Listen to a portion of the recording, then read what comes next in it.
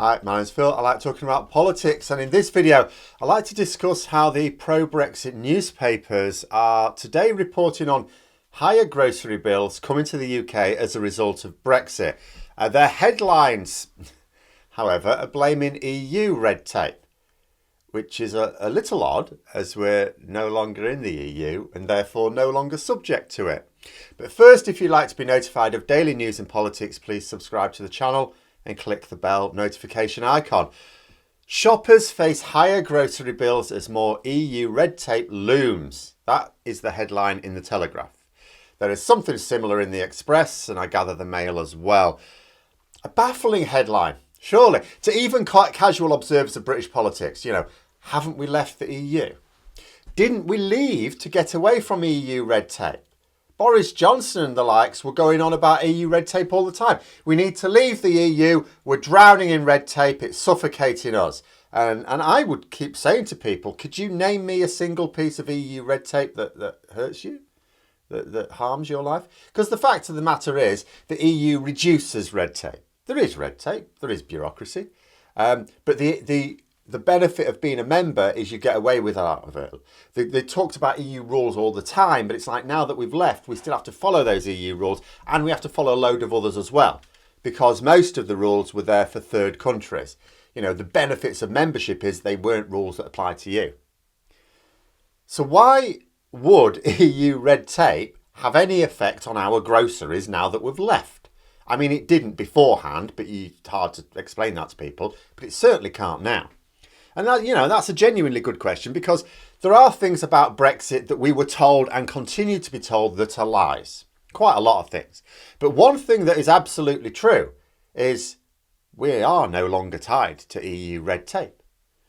Sure, if you want to export anything to the EU, then there's bureaucracy to deal with. That's EU red tape. But, that's putting something into their market. How does that affect the groceries you buy in a British supermarket? It doesn't.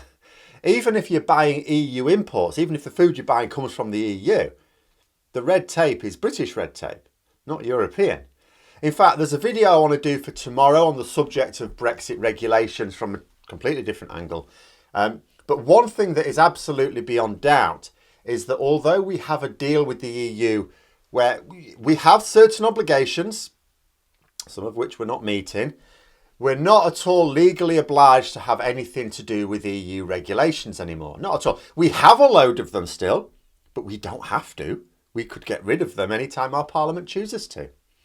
At least not in Britain. Northern Ireland, different beast, but more about that tomorrow. So our grocery bills aren't going to go up as a result of EU red tape. That's just ridiculous. That is the first thing to point out. The groceries in our stores come from one of three places, if we want to think about any red tape that does put the price up. They may come from Britain, while we still have farms. In which case, if there are any extra costs attached to it, it is entirely down to the increased costs because farmers can't get migrant labour anymore.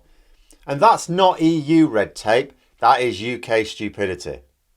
2, we could get it from outside of Europe, around the world, Australia maybe, in which case any extra costs could only be from the fact that we used to have agreements with some countries and haven't carried them over yet, haven't done the copy-paste deal. But those costs would already be upon us if they existed. They would have come into effect in January. So there's nothing new on the horizon. This article is talking about coming online in autumn. As far as I can tell anyway. And then third and final, it could come from the EU single market. Right. We are not applying customs checks to these. But costs could go up as we start to do so, as more costs come online. But that's our checks. That's UK red tape. The EU are a trading bloc. They want to export as easily as possible. That's what you do with trade deals normally. It's all about exporting as easily as possible. That's what it's all about. That's what we mean by increased market access. They don't have red tape for imports. Again, like everyone else. But this doesn't suit the Brexit media. So throughout the Telegraph article, which is the one I read, I can't imagine it was much different in the others. It talked about Brexit checks. It can't talk about EU checks because they're not happening. Brexit checks. A cunning device to hide the truth, because Brexit checks are checks that have resulted from Brexit. But whose are they and who's responsible? The use of EU red tape in the headline will therefore naturally lead their readers to thinking that somehow EU checks are going to be responsible for their higher food costs. But that's a lie. In fact, that's not even misleading. That's just a straight up lie, because there are no, it didn't even, I mean, this is always the case anyway. You can read a headline and think a thing, and they know that. You read the article, it's like, well, it doesn't say that at all. But anyway, how does it even make sense that EU red tape would affect food in British supermarkets? The EU applied checks on goods passing into their area. We're talking about goods coming into our own. But the fact of the matter is that food prices will go up. The article talks about a global trend for this due to other factors. That's happening. We've just imposed an extra layer of costs to a precious resource through Brexit, meaning we will get the worst of it and certainly find ourselves in a worse position than we would have ordinarily. But then I was reading this article and then realising I was getting sidetracked by thinking, well, what we've got here is yet another article explaining the downsides of Brexit that they guaranteed would not be the case, but still somehow trying to blame the EU for it. And again, you just think to this, you think, look, if leaving the EU was supposed to be a solution to a problem, and the problem still exists now we've left the EU, the solution was not Brexit, was it? But then I thought to myself, but they keep talking about autumn. What's happening in autumn? I mean, Brexit is coming in phases, like I said. You know, I know that. I do spend a lot of my life reading up on Brexit. It's basically my job now. I am aware that Brexit didn't all happen in one go on the 1st of January of this year, or more specifically 11 p.m, 31st of December in the UK. There were checks that didn't apply then and are going to be phased in because we weren't ready.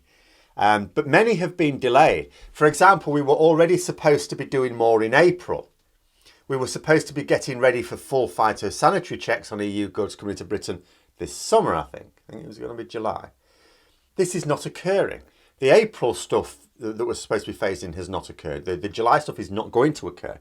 The government have said they'll do it next year now. And then next year maybe we will, or maybe they'll say, well, we're still not ready. Reason being that the checks would be so chaotic, we couldn't possibly get enough food into the country. It wouldn't just be delayed because food goes off. We've seen that on the way out, didn't we? And remember, the EU were ready for their checks and we still had some food rotting. What would it be like when we're not ready? We can't carry out the checks. So, yeah, the government hoping that we're going to power up the economy by lots of eating out this summer. Bit tricky if we can't get the food into the country. Frankly, even the food in the supermarkets would have been a bit sparse. Devastating. Much worse than the initial hit we got in January, where there were a few empty shelves here and there. And there is supposed to be yet another layer of bureaucracy, or red tape if you prefer, taking place this October, which is what they will inevitably mean. And even though they didn't say in the article, that was the annoying thing. They didn't explain what was happening in autumn. I had to infer it myself. But there is something supposed to be coming online in October.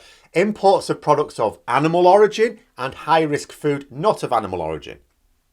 That's going to need some pre-notification with UK authorities before it can pass through.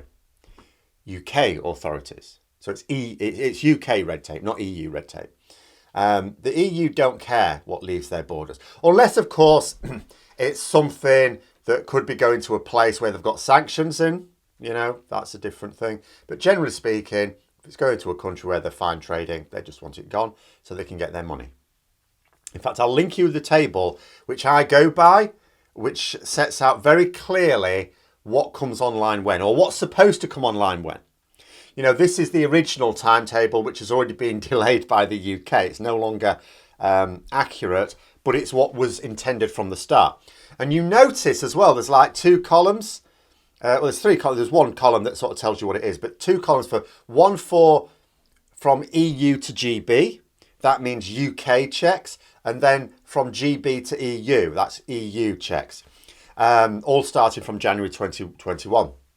And from GB to EU, which is the EU checks, it just says basically January 2021. We're checking this, all the way down. January 2021. And then nothing new at all. Nothing else to come online. In other words, the EU were completely ready to go from the start, so they applied everything from the start. There's no new EU red tape coming online at all. Not this summer, not this autumn, not this year, not next year. And the article is talking about this autumn. The only thing that's supposed to be coming online this autumn is UK red tape from EU to GB. So what the headline really needs to say is shoppers face higher grocery bills as Brexit means we need to apply more red tape to our food imports, not less, like we said beforehand. There, fixed it for them. But this does highlight one of the big problems for trying to show people how bad Brexit is for us. I do get that there are some aspects of Brexit that you do have to read into it quite a lot, as I would, and a lot of people won't do that, and that's fair enough. But that headline still shouldn't have been possible, because it works on the notion that people can believe, even though we've left the EU, including the customs union single markets, are proper leaving the EU, the EU red tape can still affect what happens in our own internal market. And not Northern Ireland, where it's understandable, because messier, but Britain. If people can believe that, if people can believe that we needed to get away from the EU to stop EU red tape, but also that we're still subject to EU red tape now that we have left, if they can think both of these things at the same time, it's going to be a tricky old mess to sort out. But those are my thoughts. Let me know yours in the comments below. Hope you found the video interesting. If you did, don't forget to click the like button. And if you'd like to support the channel further, please also click the Patreon link for details. And until next time, I'll see you later.